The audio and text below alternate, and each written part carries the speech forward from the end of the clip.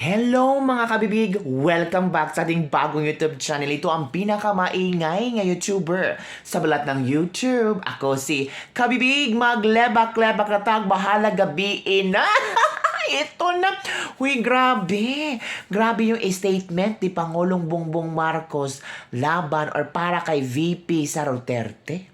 I'm sure sasakit talaga ang ulo ng ating unang ginang.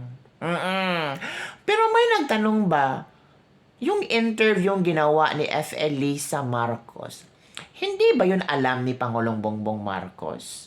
So pipi, bingi at tawag dito, pipi, bulag at bingi lang that time si Pangulong Bongbong Marcos. And I'm sure, kabibig, na pag-usapan nilang dalawa ang interview.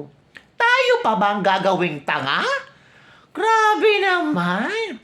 Bakit napaka-tagal nag-comment ni Pangulong Bongbong Marcos sa mga kaipalan ng kanyang asawa? Mga after few days pa, after nag-comment si VP Sara Duterte, dapat sana siya, yung pagkalabas sana ng interview, on few hours, dapat nagkomento na si Pangulong Bongbong Marcos. Hindi sana niya hinintay si VP Sara Duterte na magbigay ng opinyon tungkol sa pinalabas ng kanyang asawa. Pero anong ginawa? Naghintay sa VP. Ganon ba ang pagprotektar ni Pangulong Bongbong Marcos kay VP Sara Duterte? Isip-isip ba? Logic. Ito naman ang sinabi ni Pangulong Bongbong Marcos tungkol sa mga hinaing na mga ibang politiko na dapat na daw paalisin si VP Sara Duterte bilang DepEd Secretary. Inasupalpal sila. Kasi pag paalisin nyo, mas lalong gugulo ang sitwasyon. Na-analyze din ni Pangulong Bongbong Marcos kung pagbibigyan niya itong mga politiko na tumitilap-tilap sa kanyang tiil, there's a possibility na babagsak. Delikado. So ito ang sabi ni Pangulong Bongbong Marcos ha. Any of the cabinet secretaries will be replaced kapag hindi nila ginagawa yung trabaho nila. Kapag hindi na kaya, nagkasakit, sabihin mo lang, papalitan ka namin. Kapag hindi talaga marunong o korap, tatanggalin talaga namin. Hindi naman ganun si Inday. Ano yung komento? Sabi nyo, corrupt si VP Sara Duterte. Sinabi ni BBM, hindi corrupt si VP Sara Duterte. Hindi marunong si VP Sara Duterte. Bakit hindi tinanggal? So it means marunong sa trabaho si VP Sara Duterte. Kayo na lang magpresidente.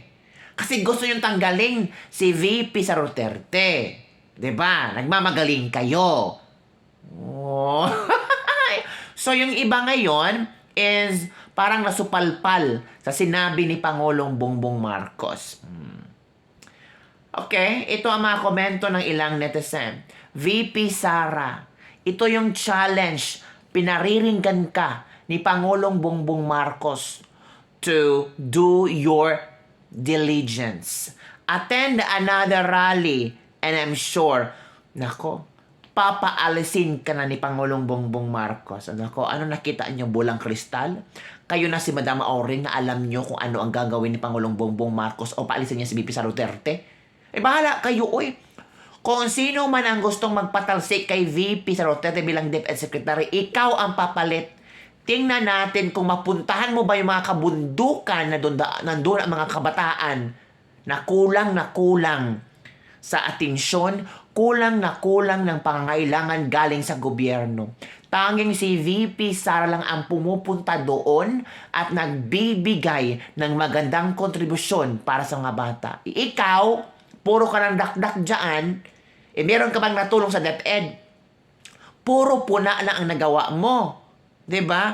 Dapat sana yung puna na ginawa mo, tinulungan mo ang eskwelahan na malapit sa iyo, pag brigada eskwela, pupunta ka, tutulong ka. Huwag kang puro ngak-ngak na ngak-ngak. Mag-aas lang ng konting kontribusyon ang eskwelahan. Ano ba yan? DepEd ba? Ano nangyari? Puro kontribusyon na lang kayo.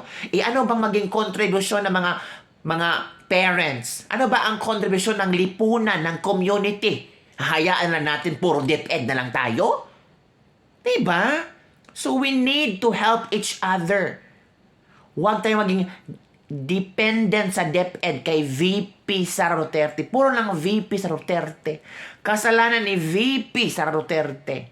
Corrupt si VP Sara Duterte. Natanong mo ba yung sarili mo? Baka kung ano yung binabato mo kay VP Sara Duterte, ikaw yun at hindi siya.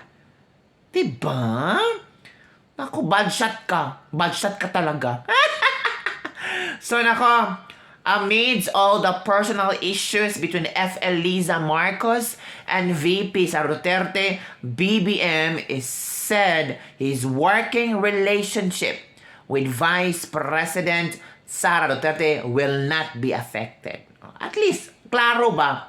At atin itong, tawag dito, atin itong patatandaan na walang secret feud, walang galit sa puso ni BBM sa mga kung anong nilabas ng bibig sa kanyang asawa na para, alam nyo, marami nagsasabi, kung sana hindi yung ginawa ni F. Eliza Marcos, hindi sana magkaganito. Hindi sana ma-question kung meron pa bang unity. Ang ganda. Ang cute.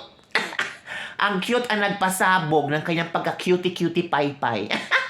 So yun mga kabibig, ano ang iyong komento tungkol dito mga kabibig na ipinaglalaban ni Pangulong Bongbong Marcos si VP Sara Duterte, pero may mga ibang netizen na nasabi na one last chance na lang ito kay VP Sara Duterte. Baka later on, pag konting mali, baka sabi nila, baka pinagbigyan na lang niya ni Liza Marcos. Ay, iba. Si Liza Marcos pala ang nadala na ating gobyerno. Ay nako, may mga chika-chika kasi na gorgogorin na daw si Inday bilang DepEd Secretary. Hindi nang salita na si Pangulong Bongbong Marcos at tumahimik na kayo. Yung mga politiko nagsasabing gugurgurin o tumahimik na din kayo. Ano ba ang pinaglalaban nyo? Para lang pang paepal? Para maging relevant lang? Nako.